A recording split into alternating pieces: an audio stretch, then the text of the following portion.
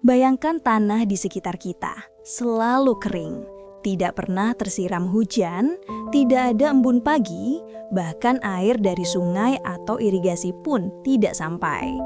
Awalnya mungkin terlihat biasa saja, tanah retak di permukaan, tanaman terlihat layu. Tapi sebenarnya, tanah yang tidak pernah basah mengalami perubahan yang jauh lebih dramatis dari yang kita kira. Tanah kering kehilangan kelembapan yang membuat kehidupan mikroba di dalamnya mati perlahan. Mikroba-mikroba ini sangat penting untuk mengurai sisa-sisa organik, menyiapkan nutrisi bagi tanaman, dan menjaga struktur tanah agar tetap gembur. Tanah yang steril dari kehidupan mikroba menjadi keras dan rapuh, mudah tererosi oleh angin. Selain itu, tanah yang selalu kering tidak bisa menyimpan air ketika hujan akhirnya turun.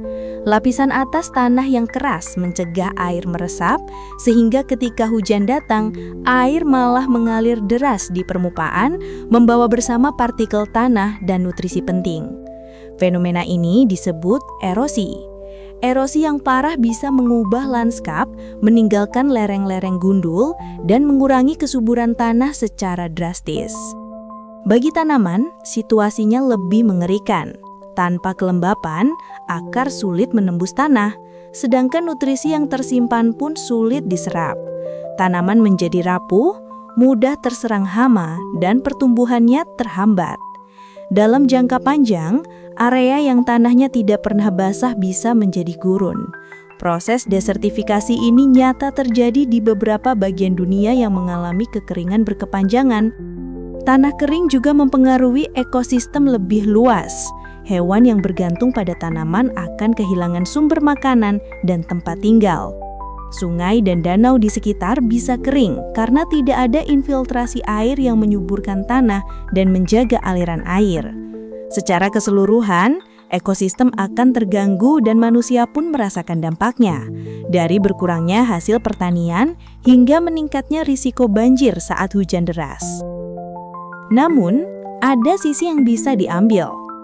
Dengan pengelolaan yang tepat, seperti irigasi, mulsa untuk menahan kelembapan, penanaman pohon penahan angin, dan konservasi tanah, tanah kering bisa dipulihkan.